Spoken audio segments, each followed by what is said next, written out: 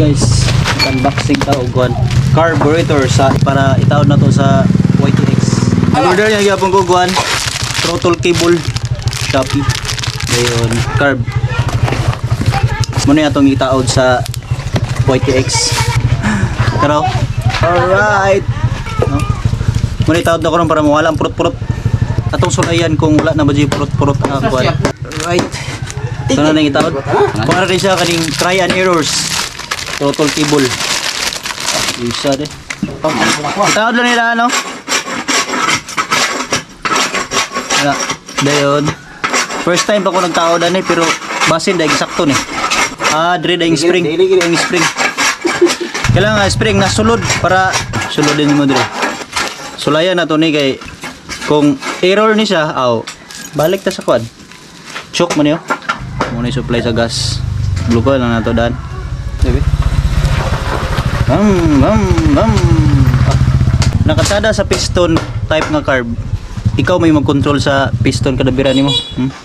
Unlike sa diaphragm nga naka-install sa YTX kay hangin ra ang mag-arsa siya. Gubaon na YTX gut na carb. Ato na ni itaod. So 26 mm Andre. Intake sa inside 26. Let's go. Ato na ning setup. Okay ba? Okay.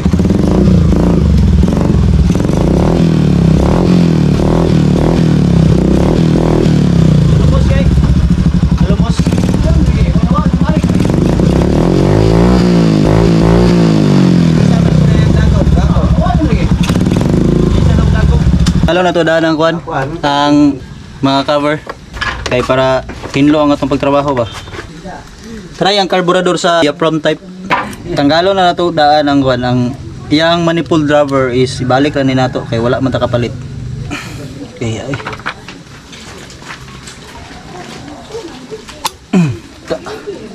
Grabe ang hirap tanggalin. Na-stress ako dito. Ito na yung lumang carburetor ng diaphragm type. Kabit natin tong bagong carb. Ito na yung pagkakabit sa sa manifold rubber ng YTX. Pag okay to, ito natin ang maayos yung carb guys. Kayo nang bahala mag sa gas. Ito yung breather. Yung sa taas, tapos ito yung sa gas. Itong gold na so crank natin the moment of truth.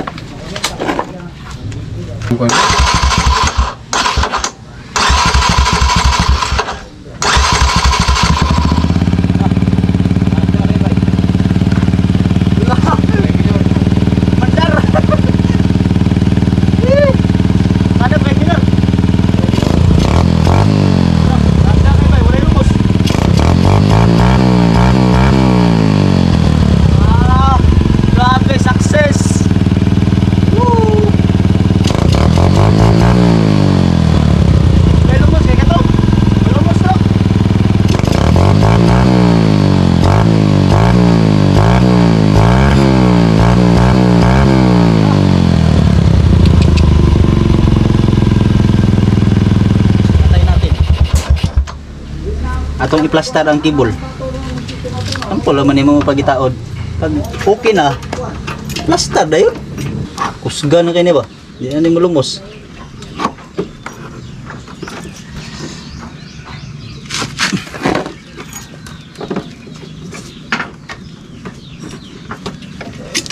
Pagtanggal ba?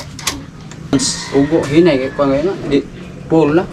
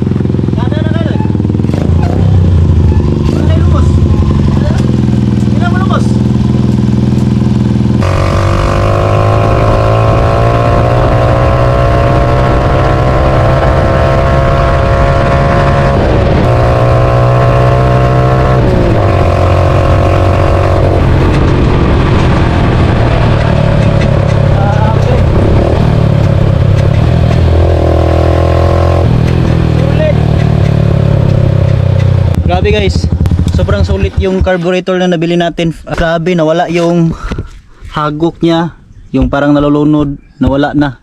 Kasi yung pinalitan natin siya ng carburetor na ibang carburetor na yung gamit natin. So ito na yung locks niya ngayon mga choy sa ating YTX na pinalitan natin ng carburetor. So ito yung the moment of truth. Nasasabihin ko sa inyo kung anong klaseng carburetor yung pinalit natin sa ating YTX 125. So ang pinalit natin na carburetor mga choy is carburetor ng STX 125. Same sila, 26mm yung intake, yung inner niya. So swak na swak lang din sa YTX na 125 na 26mm lang din yung intake niya doon. So walang problema pagdating sa manifold kasi plug and play na yon siya. Hindi na kailangan na conversion.